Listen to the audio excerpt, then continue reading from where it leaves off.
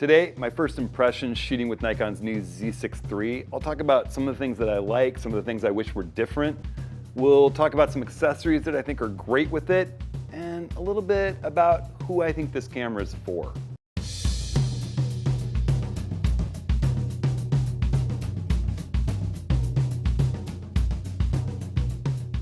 Well, hey everyone, it's Hudson. Welcome to this week's video. We're going to talk a little bit about the Z6III. It's a holiday weekend. I'm not going to spend a whole lot of time.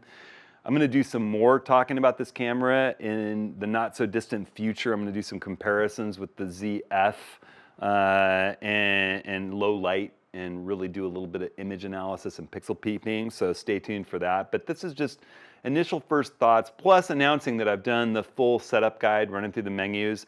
Not just the setup guide, but also showcasing how to use the user 1, 2, and 3 mode to make this camera snap instantly into an action mode or a tripod landscape mode or a night mode. That's my usage. But I hope that in watching these setup guides, it really just teaches you what every menu option that's important to you is and helps inform you how you might set it up. And I'm also going to be releasing a list of settings that I changed from stock that I think are really important, as well as giving you a download of my camera settings file that has all the settings, including the user modes built in. So you can click over here to go to that video and learn about those downloads. You just click right here or run in this video's full description to links that I put along with the camera and all the gear that I use and the accessories that I'll talk about later in this video. Those links help me out, so I really appreciate your using them. All right, so let's jump in. Let's talk about what I do love about this camera. I don't know if I mentioned that it's fast, but it's really, really fast. For people that were hoping for more speed from the Z6II and Z7II, this thing is fast. You jump into electronic shutter and you go into continuous high speed and it'll do that. I held it down until I shot 1,000 frames. There's almost no blackout at all, which is a big change from the old Z6, Z7 models, including the 2s. It's fast, all right? Just suffice it to say, if you're shooting to the CF Express B card in its slot, I think it's pretty much bottomless. It's limited that high-speed shooting in RAW, lossless, by how long you can hold the shutter down or how big your card is, all right?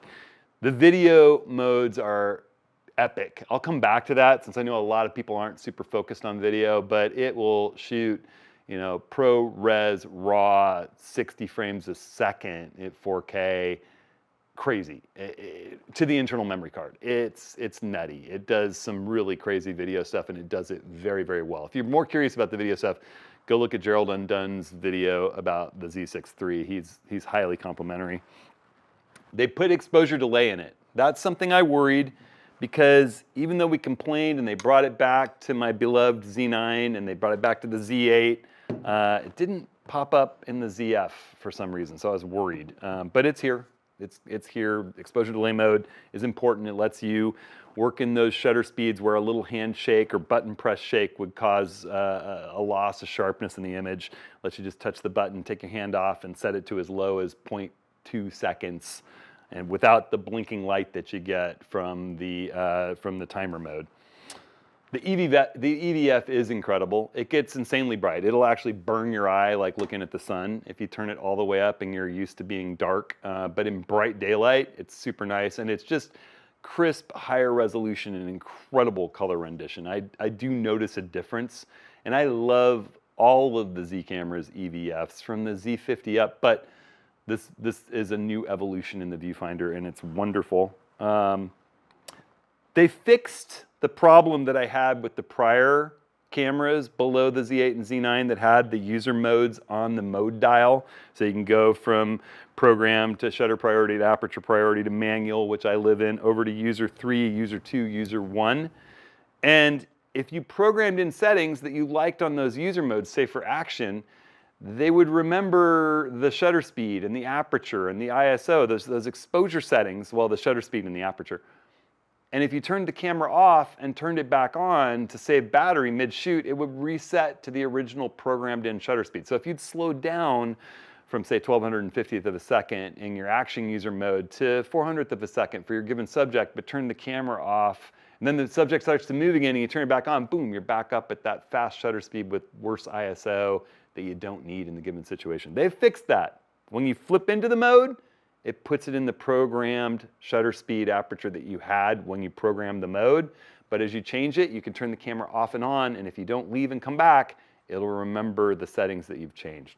Good on you, Nikon. That needed to happen. That was frustrating, and it's a great change. Makes the user modes so much more usable. They have the insane 8-stop in-body image stabilization that the ZF has. I mean, I've been hand-holding this camera shooting waterfalls at ½ a second with 100mm lens. It's nuts, and everything's sharp but the water flowing through.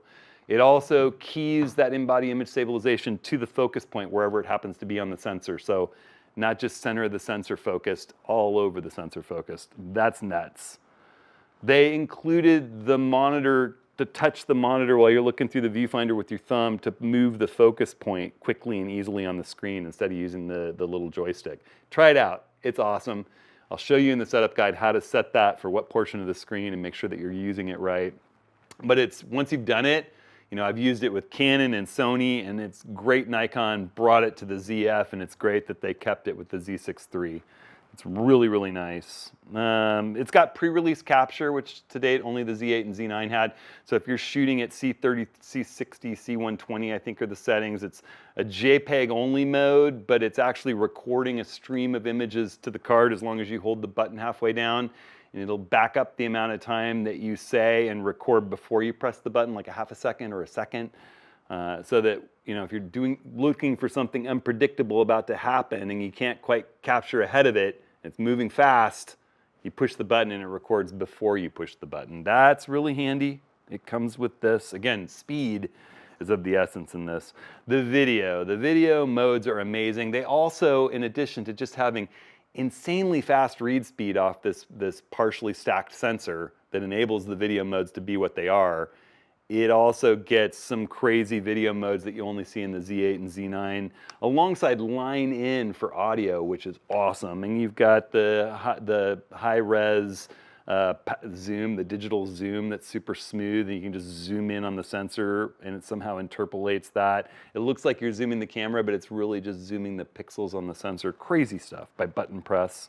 And this one might be controversial for some, but for me, I love the flip screen. And it's not just because I shoot some video, I like it for stills.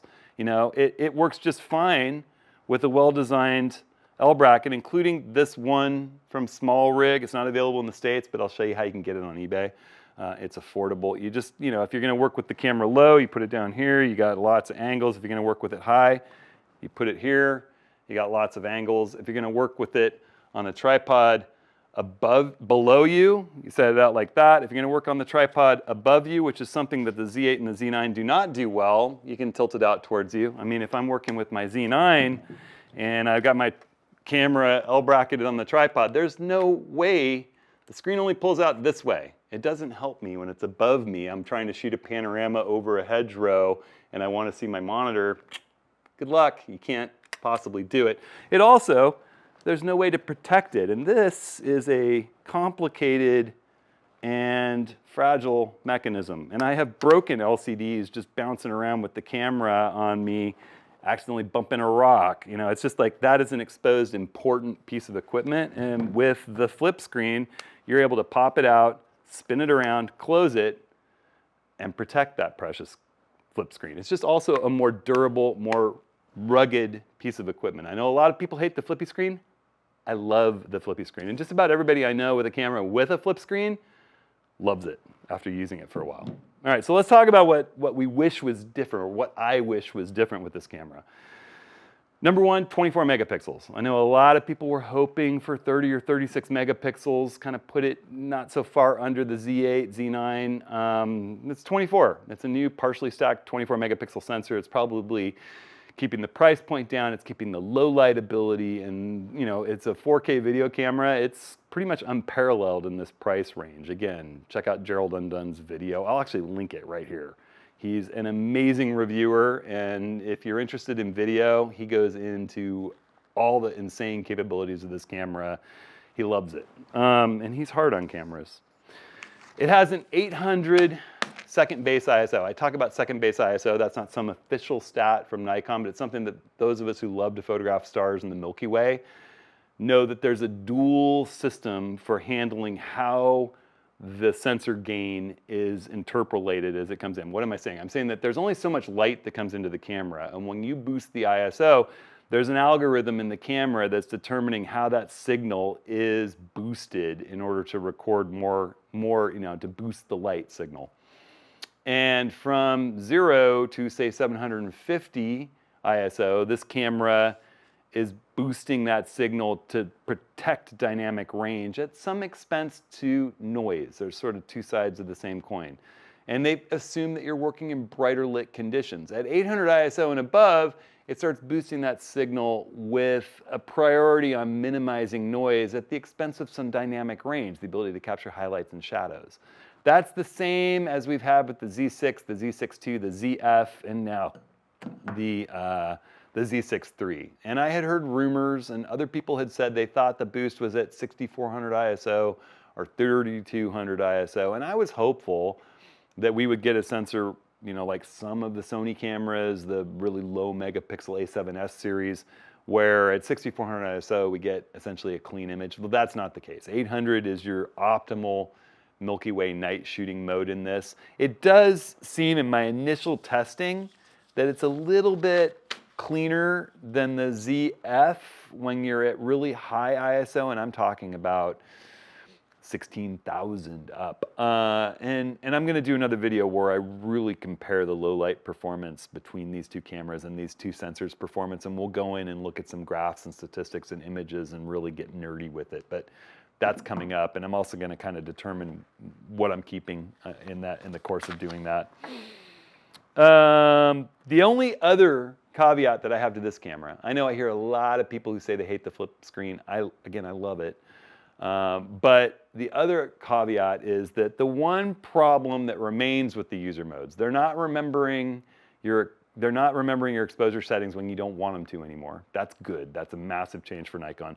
But it would be nice if they would include some way to change what exposure mode you're in that user mode without completely rebuilding your settings or losing one of your user modes to change and set it up. Essentially, if you flip out of the user mode, you lose the settings you have programmed into it. They're no longer active in the camera. And whatever mode you were in when you programmed the user settings into that user mode, 1, 2, or 3, that's the base point of everything. So if you set it up in aperture priority accidentally and changed all your settings and saved it to user 1 and then moved out and went back to your main, you can't switch it from aperture priority to manual priority without starting from scratch to manual mode. And so I think it would be nice if they'd set up some way that you could reprogram the exposure mode in these user settings or make them independent of the user setting. You can actually switch user mode. I mean, that's tricky when they're on the dial with the exposure mode. So when I think of modes, you have user mode 1, user mode 2, user mode 3, manual mode, aperture priority mode, shutter priority mode. Basically, you bake that manual aperture shutter program mode into the user setting when you program it. So again, it'd be nice maybe within the save to user program menu to put change exposure mode under each one, something like that. I don't know. But it's a suggestion, small gripe, all right? So let's talk really briefly about who this camera is for. It's funny because it's a full frame camera. It's 24 megapixels. It's great in low light. It's $1,000 cheaper, essentially, than the Z8. It's much more expensive than the Z5, but it's much more capable. I think this camera is going to be a great backup for people like me that have the Z9 or the Z8 and they want a backup camera. It has the same kind of autofocusing capabilities minus bird eye detection, which I think that the partially stacked sensor doesn't quite allow them to get to that level of crazy birds in flight pickup. It's going to be great for anybody who loves video and who doesn't need 8K. I mean, very few of us. I really don't ever shoot in 8K. I shoot in 4K. This camera is an unbelievable video camera. So if you're if you're a dual mode shooter and you don't need more than 24 megapixels, this thing's incredible. I think wildlife shooters are probably better off bumping their money up a little bit to get the Z8, because in DX crop mode you get to 20 megapixels, and that gives you more reach with your full frame lenses. I think if you're on an extreme budget, I always have a hard time recommending full frame cameras to people, just because the optics are so much more expensive to cover the full frame. I think you're better off with APS-C, or even thinking about a micro Four Thirds system from another company. If you're really on a budget, you're gonna get way more bang for your buck with lenses with a smaller sensor. And if you're into, anything but architecture and landscape, well, you're gonna wind up having a really great optic. If you're into wildlife and longer lens shooting, portraits and things, the APS-C and micro Four Thirds format can be wonderful. So, it's all a bunch of trade-offs. I think it's an awesome backup camera for pros who are shooting with a Z8 and Z9. I think it can be a great bridge camera for those that are still shooting with a D750 or a D7000 that want to come into the full-frame mirrorless world and have the autofocusing power of the Z8 but don't quite want to spend that money. I think it's potentially just as capable of video camera, minus the 8K stuff, as the Z8 or Z9, and potentially a little bit better in certain ways. It's a great hand-holdable low-light camera if you're an event shooter, and 24 megapixels is fine. This is going to be incredible. And also, I'll put the caveat on the 24 megapixels is fine. If you've got a nice sharp image that's well exposed and you run it through super resolution in Lightroom or Photoshop, you're going to get a 96 megapixel file that's going to blow your mind with how clean it is. I did a video about that really recently, and I'll link it right here. The pixel shift versus super resolution, and I came out on the side of super resolution from a single file, and it'll take you from 24 megapixels to 96 if you don't do any cropping beforehand. That's a lot of resolution. We're in a whole new age where maybe we don't need as much base sensor resolution. So those are my thoughts on that. Again, I think it's going to be a great bridge camera from people still shooting with some of the DSLRs. It's a great night, low-lit handheld between its in-body image stabilization and its high ISO performance, and awesome backup for anybody shooting the big pro level models. Some accessories, there's not a lot out right now, but it does take power delivery power, so you can just keep shooting all night long with this 20,000 milliamp Anchor power delivery capable battery brick. It's got to be power delivery capable, both the cable and the brick, or you can plug it into the wall and charge it. I mean, I'm using way less spare batteries now in the power delivery capable age. You want to be careful with your L bracket because of the flip screen. I think that the way that Small Rig has done it is quite nice. It goes out straight out the side, or if you're shooting low, you just tilt it in. If you're shooting high, you just tilt it up. It's pretty simple to use. You get used to it fast, and again, that thing's protecting. There aren't any L brackets that I know of available at the moment except Small Rigs, who seems to be first to market always. This L bracket does not have a quick QD port on it. It has something that looks like a QD port, but it's not. It's available. I'll put a link to the eBay Canada site you can get it from. It's not available in the US. I'm not totally sure why, since nobody else has one out yet.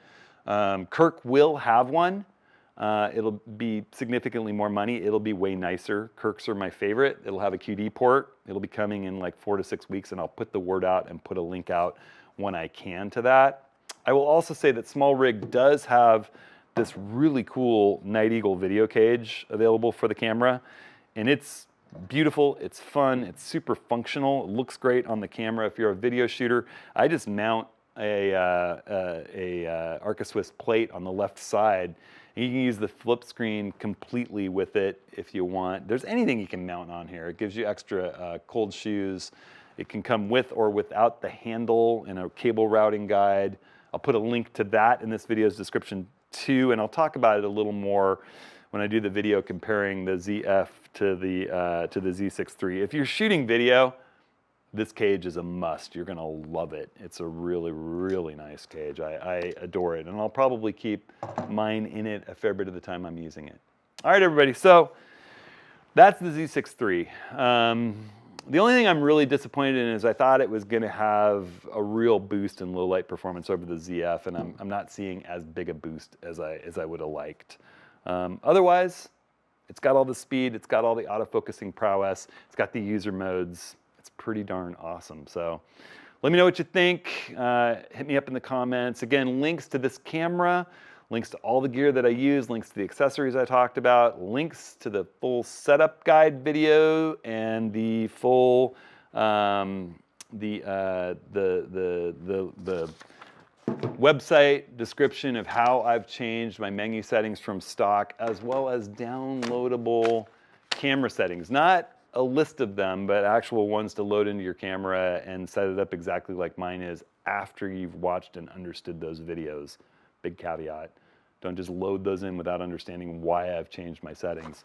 But that stuff's all available in this video's full description. And for those who are confused about how to get to the full description, just click on the video's title. Depending on your platform, there might be a show more button where you start to see a little bit of text and you have to click to show more, and I'll have all the links in there. Just click on them. All right, everybody. Thanks so much. Thanks for watching. I hope everybody in the States is enjoying the holiday. Staying safe, staying creative. We'll see you next week.